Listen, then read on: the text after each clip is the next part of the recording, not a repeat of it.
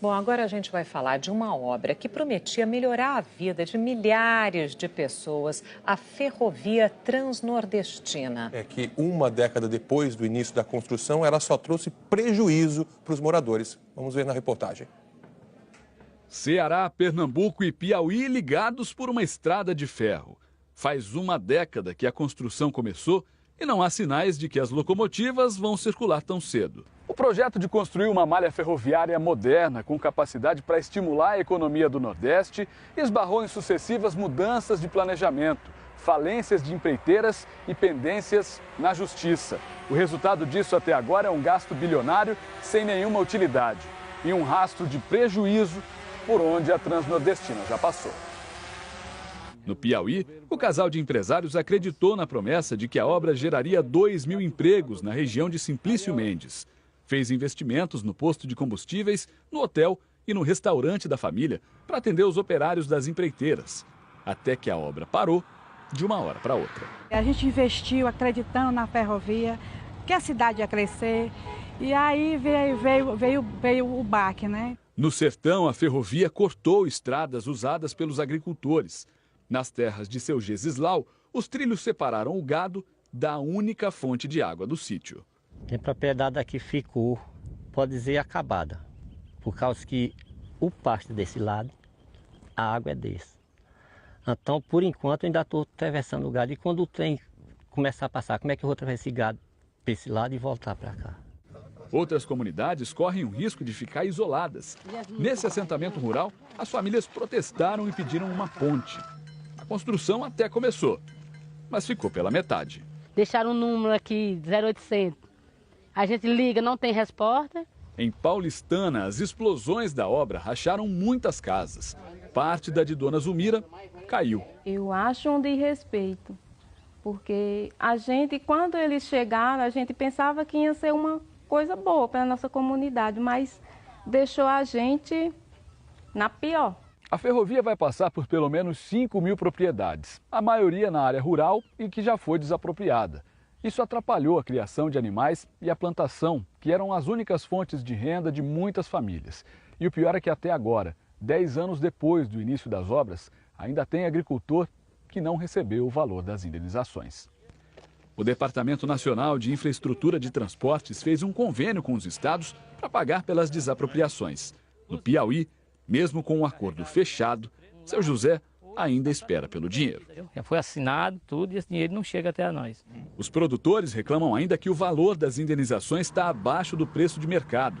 É o caso de seu Nelson. Por 580 metros quadrados de terra, o governo do Piauí ofereceu a ele R$ 5. O dinheiro não dá nem para pagar a passagem de ônibus até o fórum da cidade, onde o processo precisa ser assinado. R$5 não pega nunca mesmo. A obra atrapalhou uma das principais atividades econômicas da região, a apicultura. Os produtores dizem que o barulho das explosões e das máquinas espantou as abelhas.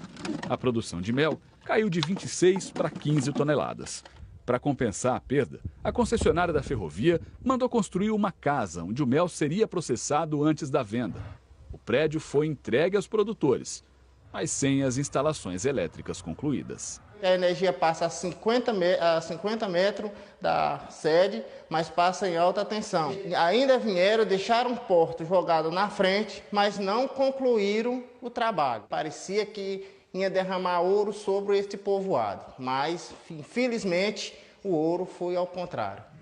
O Ministério Público Federal denunciou a concessionária por causa dos danos causados às comunidades do Piauí. No fim do ano passado, a Justiça proibiu a empresa de continuar com as obras no estado até que todos os prejuízos aos moradores e ao meio ambiente sejam compensados. Um empreendimento de infraestrutura desse porte, ele tem que estar preparado para encontrar desafios dessa natureza. Sejam comunidades que você atravessa, sejam regiões, com vegetação que você tem que cuidar, fazer a supressão. Estamos em positiva e progressiva discussão e cremos que dentro em breve nós tenhamos esse plano já discutido, elaborado, submetido às autoridades e frente de obra liberada. Por enquanto, a promessa de desenvolvimento ficou pelo caminho. Não existe desenvolvimento, não. Para nós foi uma destruição. Só ficamos com prejuízo.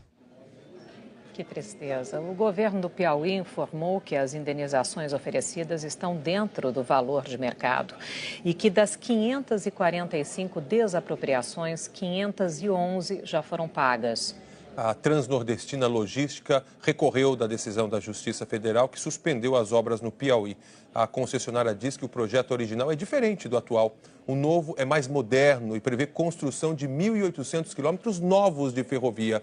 A empresa afirma que a obra deve ficar pronta em 2021 e vai ficar mais cara, 11 bilhões de reais. O projeto original estava estimado em 4 bilhões e meio de reais. O Tribunal de Contas da União tem 7 processos de investigação da obra e proibiu o repasse de dinheiro público até que a ANTT, Agência Nacional de Transportes Terrestres, apresente detalhadamente os custos e o que foi feito na ferrovia até agora. A ANTT informou que está apurando se existem descumprimentos contratuais. E o Ministério dos Transportes disse que só vai repassar mais dinheiro para a ferrovia depois de receber a avaliação da ANTT.